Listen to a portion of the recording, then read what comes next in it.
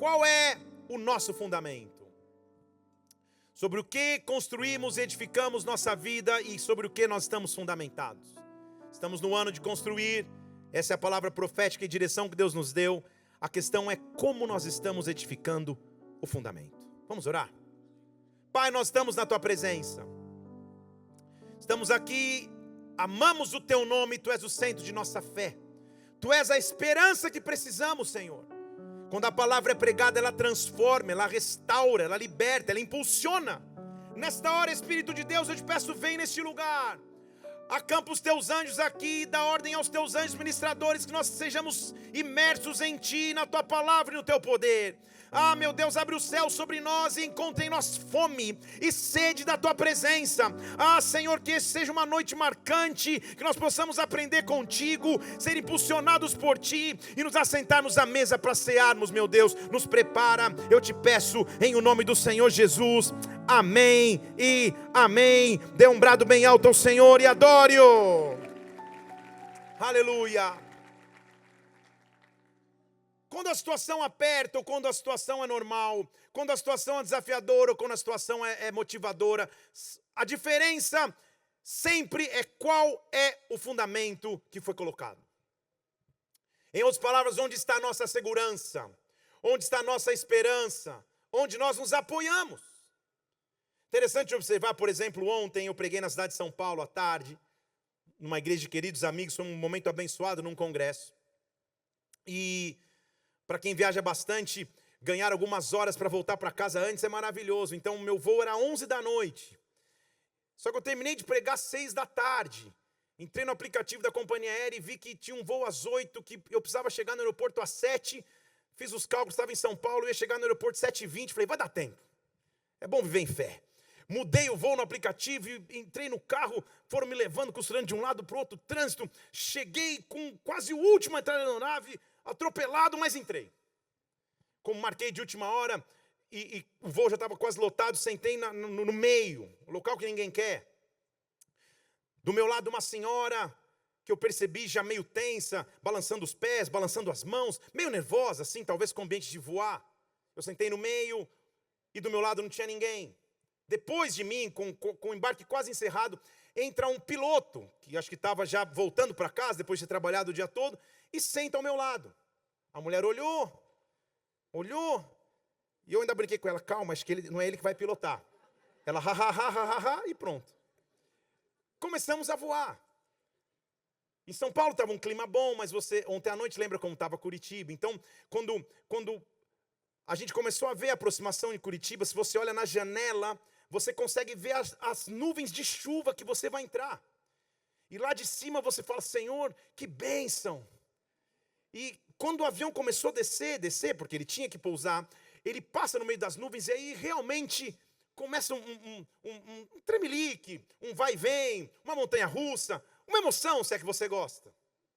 A mulher estava desesperada ao meu lado, sacudindo mais ainda os pés, e eu com o iPad preparando essa palavra, sacudindo junto. De repente eu olho para o piloto, ele está assim, ó, com o chapéu quase caindo. Eu só fiz assim para a mulher, ó. Ela falou, se ele está dormindo, está tudo bem. Eu falei, ele não tem nada a ver com isso, mas tudo bem. Porque ele no meio da tempestade sabe que isso é normal. Não sei se foi boa a minha ministração à mulher ou não, mas isso a acalmou. Eu só fiquei pensando que o piloto não levante nem para ir no banheiro, porque se ele for no banheiro, ela vai entrar em desespero.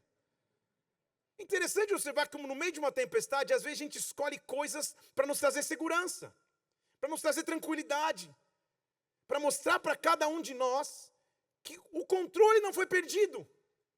Em nossas vidas, só uma coisa nos garante paz, tranquilidade e segurança em qualquer estação, e o nome dele é fundamento. O título dessa pregação hoje é o fundamento da construção. Nós estamos no ano de construir, nós estamos nos preparando para uma semana que eu sei que vai ser marcante para cada um de nós. Deus separou homens de Deus que vão vir aqui derramar sobre nós. Nós vamos ouvir palavras, ministrações proféticas, direcionamentos que vêm na palavra. O que nós vamos construir e como vamos construir depende do fundamento. Mateus capítulo 7 fala sobre isso. Mateus capítulo 7, versículo 24 diz assim: todo aquele que ouve as minhas palavras, Todo aquele que me escuta e pratica as minhas palavras será comparado a um homem prudente, um homem sábio, que edificou a sua casa sobre a rocha. Caiu a chuva, transbordaram os rios, sopraram o vento contra a casa, contudo ela não caiu, porque tinha um fundamento sobre a rocha. A nossa vida tem um fundamento.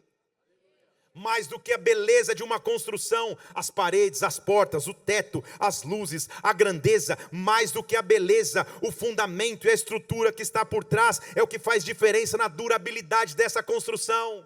Muitas vezes em nossas vidas Deus não está preocupado só com o resultado, mas sim com o fundamento. Fundamento não aparece, mas sustenta todas as coisas. Por exemplo, vamos imaginar que você vai construir um prédio de 30 andares. Eu não sou da engenharia, não sou da engenharia civil, não entendo absolutamente nada de obras a não ser de reformas de igrejas, quando às vezes eu ainda finjo que entendo nas reuniões, para não passar vergonha. Mas quando você vai construir algo grande, um prédio, por exemplo, você pode passar na rua e você vê só uma placa dizendo que o prédio já está em construção. Mas você passa meses e meses e meses naqueles tapumes e parece que não tem nada acontecendo lá dentro. Quando de repente, da noite para o dia, você olha e já está na segunda ou terceira laje, você fala, meu Deus, como foi rápido. É porque nós não tivemos acesso ao trabalho do fundamento, ao trabalho da base. Normalmente, numa pesquisa profunda, nos campos acadêmicos do ChatGPT, eu vi que para construir um prédio de 30 andares, demora-se aproximadamente 12 meses, em fases. Primeiro construindo e vendo o tipo de solo, se ele é firme, se ele é fraco, se ele é úmido, se tem que ter um preparo, uma sondagem, uma contenção, se tem que construir fundação. Depois eu defino que tipo de fundação eu tenho que ter. O chat deve achar que eu sou maluco, porque ele deve achar que eu sou engenheiro. Você tem que ter estacas profundas, tem que colocar blocos robustos. Se o prédio vai ter garagens ou subsolos, o trabalho ainda se torna maior. Depois, quando está quase tudo pronto, você tem que começar a ter as licenças ambientais, climatológicas e logísticas. Demora!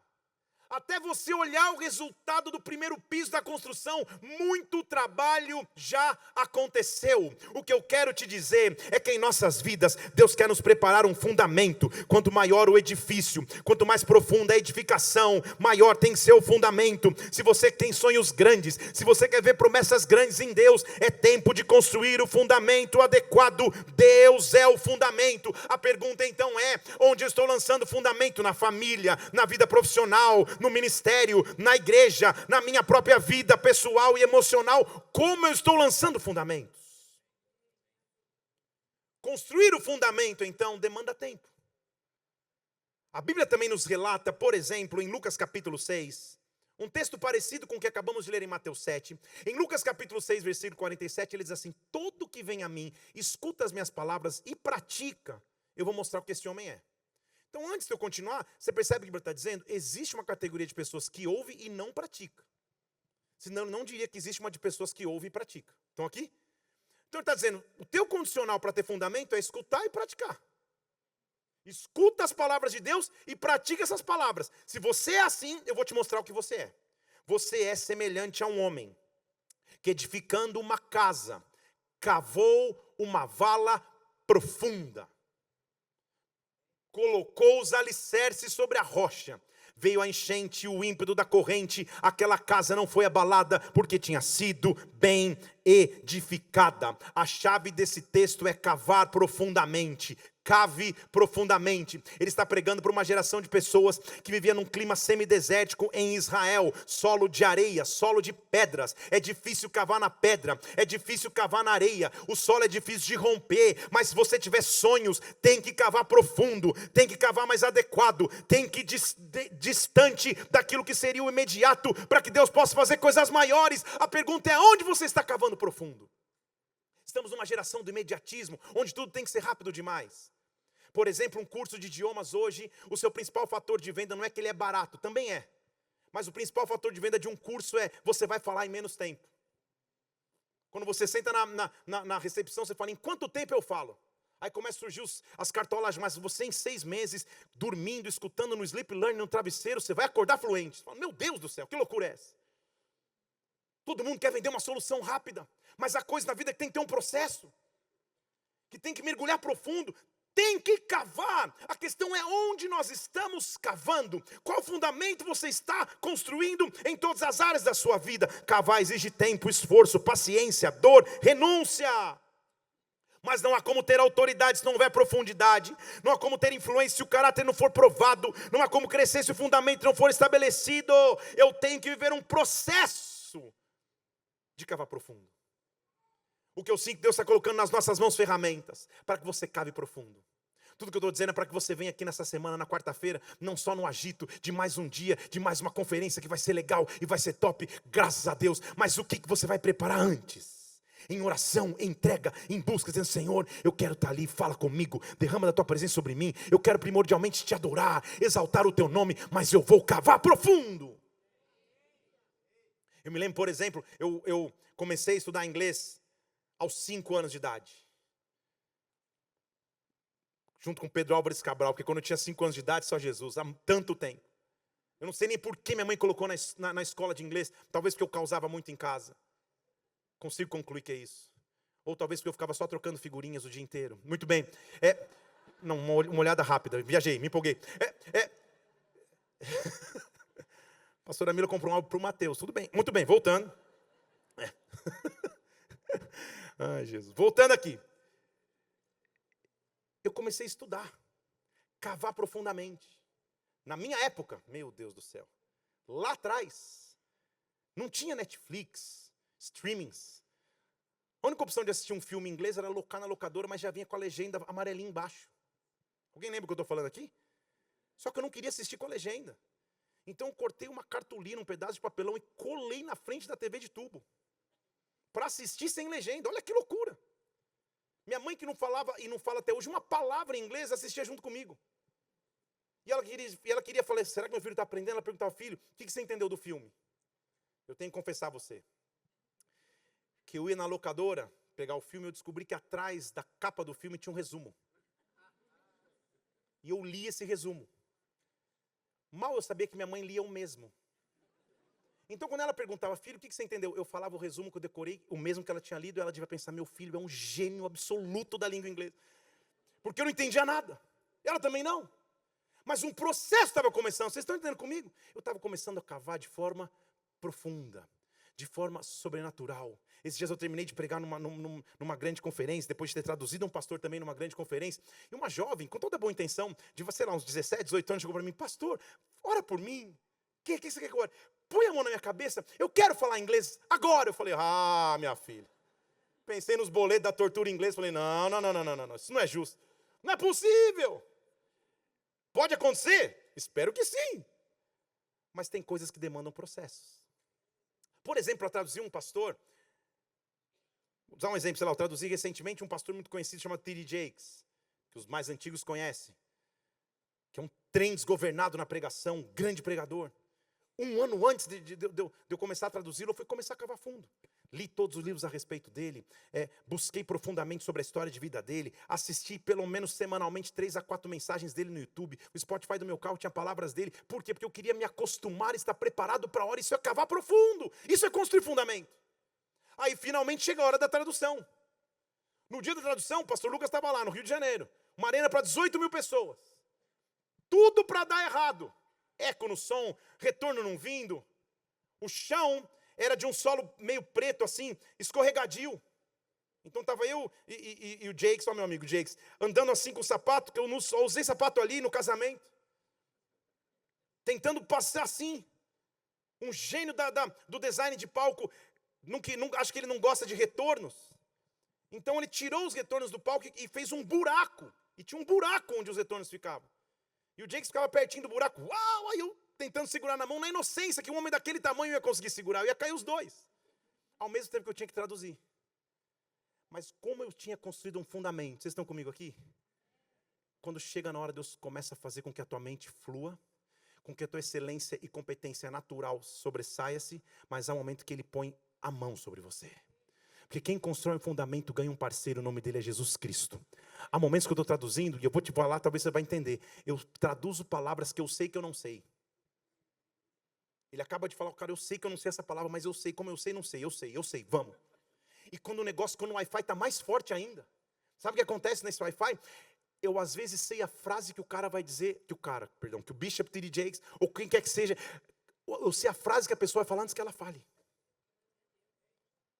Agora, por outro lado, sem nenhuma jactância, sem nenhuma modéstia, sem nenhum senso crítico, ou até com senso crítico, como um tradutor experimentado há 30 anos traduzindo em altares, eu também sei olhar um tradutor traduzindo um pregador, e eu sei dizer se ele preparou ou não. Se ele estudou ou não, se ele só falou, eu falo inglês, eu conheço a Bíblia, vamos embora. Se não houve preparo, na hora, o fundamento não se manifesta. Vocês estão aqui comigo ou não? Eu tinha até um trechinho de vídeo, está aí? Só para você entender o cenário. Estamos quase escorregando, quase caindo no buraco.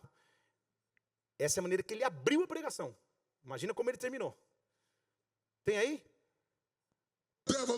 Não há diabo no inferno que possa te impedir de obter o que Deus tem para você. Eu vim para pregar para alguém aqui. Eu não sei para quem é, mas você tem uma unção sobre si que nem se adequa à tua circunstância atual. Mas quando chegar a hora, quando o tempo for correto, a pessoa que todos rejeitaram, Deus vai levantar e vai te colocar numa posição que vai explodir a sua mente. Se eu estou falando com você, tira o teto desse lugar. Áreas de nossas vidas que você precisa se preparar. Minha pergunta é: como que você está se preparando para a próxima estação que Deus vai derramar sobre a tua vida? Como você está construindo fundamentos para a próxima estação que Deus vai derramar sobre a tua história? Deus está te chamando para cavar fundo, para estabelecer fundamentos espirituais. Isso é vida de oração, isso é vida na palavra, isso é vida de santidade, isso é dependência de Deus. Fundamento emocional, isso é ser curado, é ser amadurecido, é ter controle emocional, é ter sabedoria de vida. Fundamento do teu caráter, quer andar em integridade, em honra, em fidelidade, em constância. Deus está nos chamando para construir um fundamento profundo. Conectados, nós estamos construindo coisas grandes. Esse é o ano da construção. Deus vai estabelecer um fundamento. A questão então é: qual é o fundamento da construção? Evidente que o fundamento não é a política, a macroeconomia, a geopolítica, o cenário atual. Há um fundamento mais profundo sobre o qual construímos nossas vidas. Efésios 2, versículo 20. Estamos edificados sobre o fundamento dos apóstolos e profetas, sendo Cristo Jesus, a pedra de esquina, a pedra fundamental, a pedra angular. Salmo 118, versículo 22, a pedra que todos rejeitaram foi colocada agora como pedra principal. A verdade do fundamento é que Jesus é o centro. Jesus é o centro de tudo. Jesus é o centro da minha casa, Jesus é o centro da minha vida, Jesus é o centro do meu ministério, Jesus é o centro da minha nação, Jesus é o centro da minha família. Ele é o centro, Ele é o fundamento. Eu não sei se você percebe, só de falar de Jesus, alguma coisa acontece na atmosfera. Só de falar de Jesus, Ele entra no templo, Ele entra no local. Ele é o fundamento que nós precisamos, igreja. O meu fundamento não são minhas emoções. O meu fundamento não é a condição financeira que eu tenho ou deixo de ter. O meu fundamento não é a influência e os relacionamentos que eu carrego. O meu fundamento adequado é Jesus Cristo. Ele é a minha vida, Ele é o meu Senhor, Ele é o centro de todas as coisas. Jesus. O convite então é: Jesus venceu o centro. Será que você pode nessa hora levantar as tuas mãos e falar isso para Ele? Jesus, vencer o centro. Vencer pedra fundamental dos meus sonhos. Vencer a pedra fundamental dos meus projetos. Jesus, vencer o centro. Vencer o centro de tudo. Oh meu Deus, vencer o centro de tudo. Seja o centro da minha vida. Seja o fundamento que eu preciso. Jesus, eu quero construir contigo. Oh, Deus é grandioso, gente. E olha que coisa maravilhosa de falar, porque você sabe. Eu digo isso porque então Deus não se impressiona com números, com projetos, com número de seguidores, com saldo de conta bancária, com o número de membros numa igreja, com influência profissional, o bairro que você mora, o carro que você dirige. Deus não se influencia com nada disso, não se impressiona com nada disso, Ele criou tudo isso. A única coisa que o impressiona e o toca é olhar a vida de alguém que tem um fundamento correto, o fundamento do seu Filho Jesus Cristo, que construiu a sua vida sobre a rocha. Este é aquele que chama a atenção dos céus, esse é aquele que move os céus na terra, aquele que constrói o fundamento, aquele que anda de maneira fundamentada. Ah, meu Deus, é tempo de voltarmos para o centro, de edificarmos as nossas vidas. Deus está nos preparando para uma semana de construção. Eu quero construir o fundamento. Nós precisamos construir o fundamento, e o nome dele é Jesus. Então, só um pode começar a obra. 1 Coríntios 3, versículo 10. Paulo fala assim: segundo a graça que me deu Deus, eu lancei o fundamento como sábio construtor. Agora que quem começa a edificar, veja como edifique. Estão aqui? Então Paulo está dizendo, a fase 1 eu lancei o fundamento. Deus me dê sabedoria para que eu continue edificando sobre o mesmo, e quem continuar edificando, continue edificando sobre o mesmo fundamento, Jesus Cristo. Cada um, quando constrói, tem que ver como constrói. Porque, meus irmãos, nós lemos lá em Mateus 7 que toda construção vai ser provada. No versículo 25 de Mateus 7 ele diz, vai vir o vento, vão vir as tempestades, vão vir as fases de dificuldade, mas a casa vai permanecer de pé. A casa vai permanecer firme, se o fundamento está adequado, a casa não cai. A casa permanece de pé. Agora, se você tem uma casa edificada em Cristo, se a tua vida está edificada nele, se você edificou o fundamento e agora está cuidando como constrói nesse fundamento, então eu quero chegar onde eu queria chegar e cheguei. Deus vai te dar uma autoridade para mostrar que o teu fundamento não dura só para a tua geração. Você vai construir para gerações. Eu estou dizendo para os teus filhos, e para os filhos dos teus filhos, e os filhos dos teus filhos. Nós como igreja, não estamos construindo para esta geração. Nós estamos construindo para as gerações que estão por vir. Para as gerações dos nossos filhos, que talvez estão no Kids hoje. Para a geração de crianças que nem nasceram ainda. Para a geração de jovens e adolescentes, para nós mesmos. Nós estamos construindo para gerações. Para gerações. A obra não está centrada em ninguém, senão no próprio Cristo. Salmo 145, versículo 4 diz, uma geração contará para as outras as tuas obras e os teus feitos poderosos. Quem tem a vida baseada em Cristo tem testemunho para contar para a próxima geração. Eu estou dizendo que o que Deus vai fazer na tua vida nessa estação vai te deixar boquiaberto, mas vai ser um exemplo para as próximas gerações. Eles vão ver que vale a pena servir a Deus, que vale a pena ter o fundamento correto, que vale a pena servi-lo. O que você vive agora, o testemunho que Deus vai te dar, vai tocar as gerações depois de ti. As pessoas vão olhar para trás e dizer, vale a pena servir a esse Deus, vale a pena ter o fundamento correto, vale a pena ter o fundamento adequado. Isso é o legado que você vai deixar na terra. De um homem, de uma mulher, de uma família que venceu chuva, que venceu tempestade, que atravessou ventanias, que atravessou elogios, mas que passou por perseguições, mas continuou com o pé firme na rocha, continuou estabelecido no fundamento, continuou adequado seguindo. Você vai ter um testemunho para contar por gerações. Por gerações. Vou falar de novo, por gerações. Vou falar mais uma vez, por gerações. Se você já tem filhos, levante suas mãos. Eu quero abençoar a tua família agora em nome do Senhor Jesus Cristo. Os nossos filhos vão crescer na presença de Deus, vão ter experiências profundas e sobrenaturais, vão ter experiências profundas com Deus, jamais vão se desviar dos caminhos do Senhor, vão viver de forma grande e plena na presença de um Deus que é grande. Ensina aos teus filhos os fundamentos da fé, ensina aonde você está fundamentado.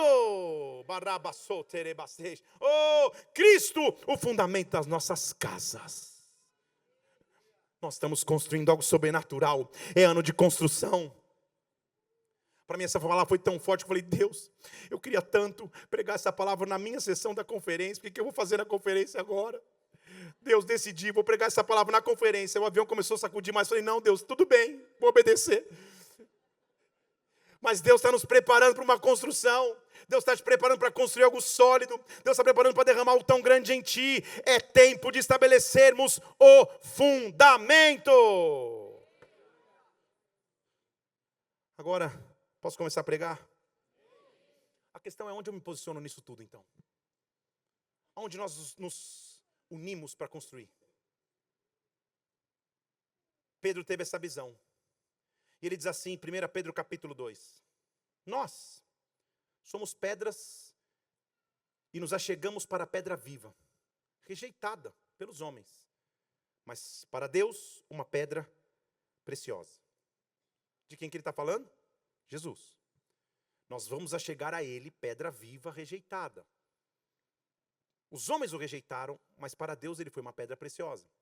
Nós acabamos de falar que ele é pedra angular, a pedra de esquina, porque numa construção que tem o vertical e horizontal, faz um ângulo na parede, e aquela pedra que faz o ângulo, que tem a junção da parede com o chão, é a principal pedra. A cruz é a junção do horizontal com o vertical. Não dá para pregar sobre isso, mas é ele, o fundamento de nossas vidas. Então ele diz, nós nos achegamos a ele, pedra viva, rejeitada, mas para Deus preciosa. Mas e eu e você? Onde nós estamos aí nessa equação? Olha o que a Bíblia diz. Põe para mim o versículo, a continuidade do versículo. Agora nós também somos pedras vivas, edificados como casa espiritual. Vou falar de novo aqui, porque isso é forte demais. Nós somos pedras vivas, juntos edificadas como casa espiritual. Sozinho você é um tijolo, é uma pedra. Juntos nós somos uma edificação. Você está comigo aqui? Sozinho você é uma pedra num canto, legal, glória a Deus. Deus te ama, aleluia. Mas quando você se junta a alguém, o dom que você tem e eu não tenho, o dom que eu tenho e você não tem, quando nós começamos a nos unir como pedras vivas, nós começamos a edificar algo. Nós somos juntos sacerdócio santo para oferecermos sacrifícios espirituais aceitáveis a Deus em Jesus Cristo. Domingo à noite, culto de ceia, nós estamos aqui como pedras vivas, numa construção, meu Deus, celestial, como um sacerdócio santo, construindo algo para Deus. Deus te chamou esta hora, o ano de 2026, para frequentar a igreja que você frequenta, para morar na cidade que você mora, para que juntos nós construamos algo grande para Deus. Nada se faz sozinho. Você está ao meu lado, eu estou ao teu. Nós somos pedras vivas edificando a Ele, edificando com Cristo. Então a tua pergunta nessa hora para o próprio Deus é: Senhor, qual que é o meu papel nessa construção? Construção exige unidade, alinhamento, conexão, visão compartilhada, compromisso mútuo. Nós estamos construindo algo juntos. Juntos. O que eu mais amo a andar por aí é falar de você. É mostrar as fotos da igreja. É mostrar vocês lá nos jovens, ou no youth, nos adolescentes ou nos teens. É mostrar os kids, é mostrar a galera servindo. É mostrar as fotos enchidas do cara de colete estacionando carros. O cara que está embalando o cabo. Porque é isso que é obra de Deus. Pedras vivas juntas, construindo algo profundo para o Pai. E quando a igreja capta essa revelação, um derramar de novo de Deus começa a vir. Eu sinto no meu espírito que nós estamos prestes a um derramar novo nessa semana que está entrando, e nós vamos nos preparar com fundamento. Esse fundamento vai tocar tua casa, tua família, tuas finanças, teu ministério, mas vai nos impulsionar como igreja. Tudo que se faz aqui se faz porque estamos edificando juntos algo para Deus. Teu papel é: Senhor, porque o Senhor me trouxe aqui, eu quero construir algo junto. Interessante observar que em Ageu capítulo 1, o contexto do texto é bastante interessante, porque o povo estava em cativeiro e havia voltado para Israel para reconstruir o templo. Mas o contexto diz que já haviam 14 anos que a construção estava para começar e não começou. Pense em alguém que atrasa alguma coisa. Sabe aquele negócio que fala: troca aquela lâmpada para mim. Ele: amanhã eu troco, e 14 anos. Tem uma esposa que olhou e falou: eu sabia que Deus ia falar conosco hoje. Calma. 14 anos. E tudo que se tinha era desculpas. Aí um dia o profeta fala: não. Ageu capítulo 1. Põe na tela para mim, por favor. Bora, Ageu capítulo 1. Ele vai situar no templo, o segundo ano do rei Dário, no 6º mês, no 1º mês. A palavra do Senhor veio ao profeta Ageu. E ele falou a Zorobabel, quero governador, filho de Sealtiel, e a Josué, sumo sacerdote, filho de Jeozadaque. Meu Deus, é quanto nome. Você lê só um versículo e fala, diz isso, não quero mais ler esse texto. Deixa eu te explicar. Então, é o profeta Ageu.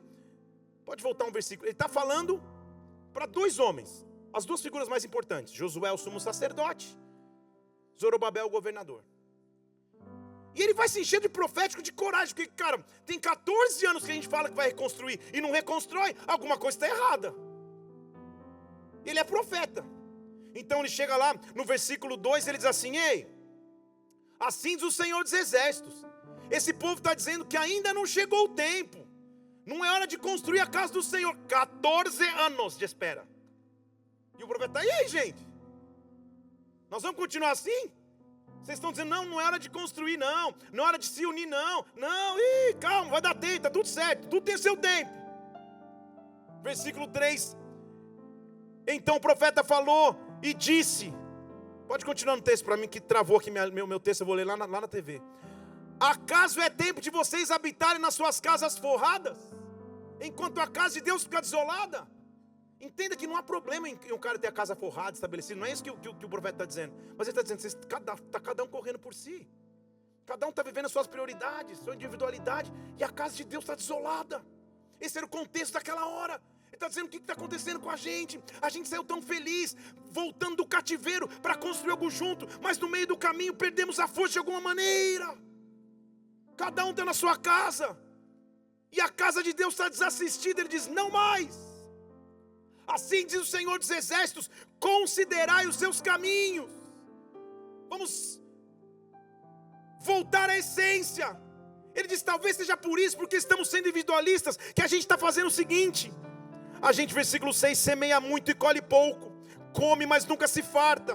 Bebe, mas não fica saciado. Se veste, mas não se aquece. Recebe o salário, mas coloca num saco furado. Percebe? A vida individualista perdeu o sentido. A gente está correndo sem direção, é o que ele está dizendo para aquela geração. Vocês estão vivendo, comendo não se farta, bebe não se sacia, come, parece que não preenche. Recebe o salário no dia 5, no dia 4, o anterior já estava devendo no dia 5. Está furado, o que está acontecendo? Por quê?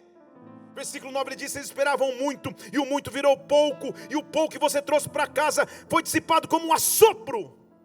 O que está acontecendo? O profeta está dizendo. Vamos despertar, ele está falando. Olha o que começa a acontecer com a nação. Versículo 14, depois daquele clamor profético, a Bíblia diz que então o Senhor sacudiu o espírito de Zorobabel, o governador, de Josué, o sumo sacerdote, e eles começaram a trabalhar na casa do Senhor dos Exércitos. Vocês estão comigo aqui? Eles começaram a falar, não, nós vamos trabalhar de novo, não, nós vamos levantar de novo, não, a Bíblia diz que eles vão começar a subir no monte, vão começar a pegar madeira, vão começar a colher materiais, vamos começar a trabalhar para a casa do Senhor. Tem 14 anos de espera, mas agora nós vamos construir algo grande juntos. Não, agora a situação muda, agora a estação vem de novo. Capítulo 2 começa. E agora todo mundo deixou um pouco sua individualidade, seu individualismo, seus achismos, e estão começando a construir. Põe para mim o capítulo 2, versículo 1, que a Bíblia travou aqui. Capítulo 2, versículo 1 diz assim, assim diz o Senhor. É o 2, você está no 1 de novo. Capítulo 2, versículo 1. No segundo, isso, teste da visão também. No segundo ano eles começaram a construir. E a palavra do Senhor veio para o profeta, e ele disse, agora sim. Põe o versículo 2, vai fluindo comigo aí. Agora fala o seguinte, e fala ao resto do povo, e diz assim, diz a eles, versículo 3, quem há dos sobreviventes que um dia viu esta casa na primeira glória, como você vê agora, não parece como foi lá atrás. Eu sei que vocês voltaram do cativeiro, e a casa parece que está ao chão, aos escombros. Vamos fazer o seguinte, vamos cavar fundo. Esforça-te, Zorobabel, esforça-te, sacerdote, trabalhai, porque eu sou com vocês. Você percebe? A nação começa a se unir, eles começam a juntos pegar madeira, eles começam a juntos a construir, eles começam juntos a cavar fundo. E sabe o que vai acontecer? Continua para mim lá. segundo a aliança que eu fiz com vocês. Eu não esqueci das minhas promessas de quando vocês saíram do Egito. O meu Espírito habita no meio de vocês. Não temam, não temam, porque ainda assim diz o Senhor: eu vou abalar os céus, eu vou abalar a terra, eu vou sacudir a porção seca. Versículo 7, trarei as riquezas das nações, e eu encherei esta casa de glória, e eu encherei esta casa de presença. Assim diz o Senhor: eu não sei quanto vai custar, eu não sei qual é o valor, mas minha é a prata, meu é o ouro, diz o Senhor dos exércitos. E a glória desta nova estação será maior do que a primeira, diz o Senhor dos exércitos. Até transbordar, derrama a sua glória, derrama a sua glória, enche-me, até transbordar, derrama a sua glória,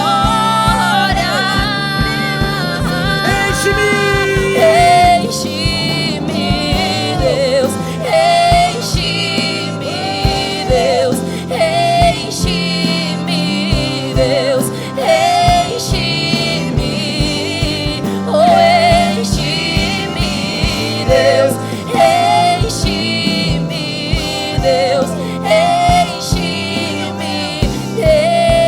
Levante as suas mãos aos céus, enche-me, transborda-me, enche-me, até transbordar, derrama a sua glória, derrama a sua glória, e enche-me, até transbordar, derrama a sua glória. Você percebe o que aconteceu? Quando a nação parou e falou: nós vamos construir, nós vamos construir, Deus falou: agora vem uma glória de última casa. Agora vem uma glória sobrenatural sobre nós. Igreja Conectados, Deus te chamou para estar junto aqui. Deus te trouxe e soprou a tua vida neste lugar. Você faz parte desta construção. Você faz parte dessa construção. Você é uma pedra viva nessa construção. Levante suas mãos aos céus. Deus vai começar a te dar sonhos. Deus vai começar a te dar visões. Deus vai começar a te dar projetos. Deus vai começar a te dar relacionamentos. A glória de Deus vai vir sobre nós. A glória de Deus vai vir sobre nós. A glória de Deus vai vir sobre nós. Agora, enche-nos com a tua glória, enche-nos com o teu poder, enche-nos, meu Deus, enche-me, até transbordar, derrama a sua glória, derrama a sua glória, e enche-me, até transbordar, derrama a sua glória.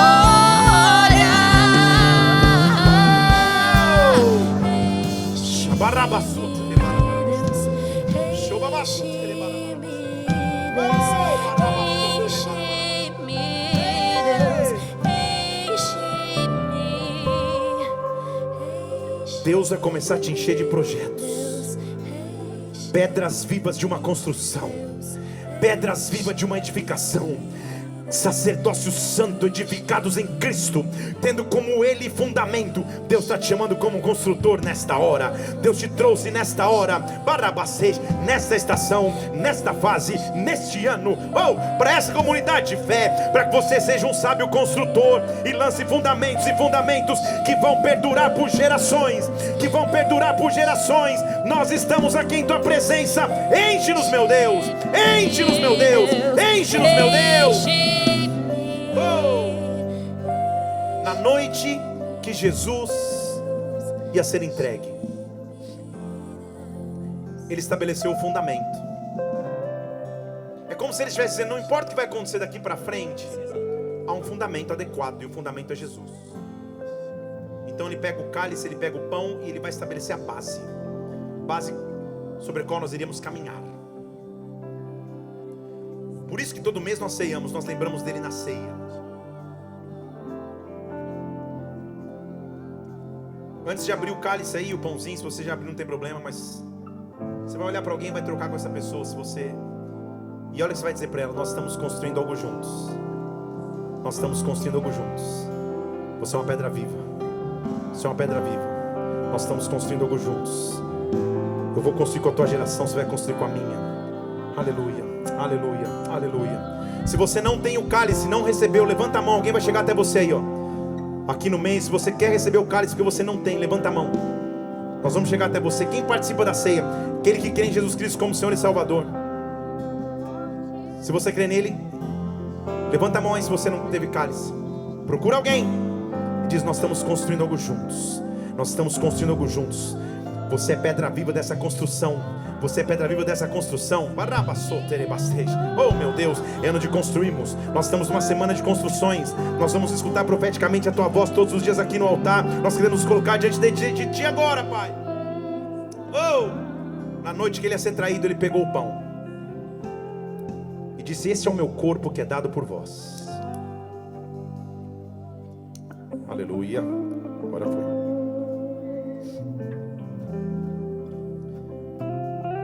Em memória do corpo dele que foi entregue pelas nossas vidas. Comamos do pão.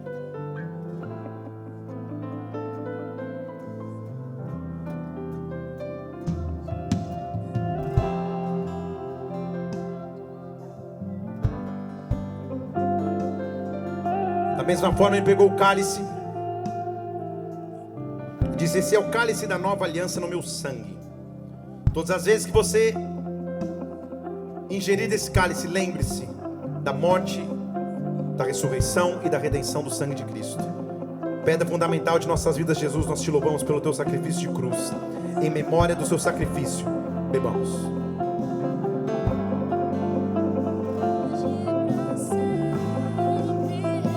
Ele venceu a morte. Ele venceu, adoro.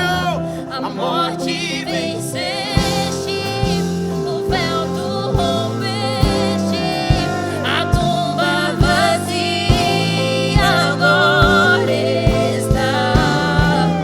O céu te adora, proclama sua glória, pois ressuscitaste, vivo estás. Levante as mãos e adore. Tu és invencível, inigualável, hoje pra sempre reinará. E teu é o reino, tu é a glória, acima de todos. Levante suas duas mãos aos céus. Diga que ele é poderoso. Diga. Poderoso esse nome é, poderoso esse nome é, o nome de Jesus, meu Rei. Poderoso esse nome é, maior que tudo ele é. Poderoso esse nome é, nome de Jesus. Pedras vivas na construção. Dê um brado bem alto ao Senhor e adore no teu lugar. Agora, agora, agora. Tu és invencível. Aleluia. Deus te chamou para construir. Olhe para alguém e diz: você é um construtor. Faz o seguinte, eu vou gravar um vídeo aqui. Arthur, se possível, acende as luzes para a gente poder ver as pessoas. Eu vou gravar um vídeo e você reage, hein? Em nome de Jesus. Amém? Só ver se meu cabelo tá bom. Pedras vivas de uma construção. O fundamento foi lançado. O fundamento é Jesus Cristo. Chegou o ano e a hora de construir. Nós estamos preparados, conectados. Tu é a glória, acima de todos. Poderoso, poderoso. Poderoso esse nome é, poderoso esse nome é, o nome de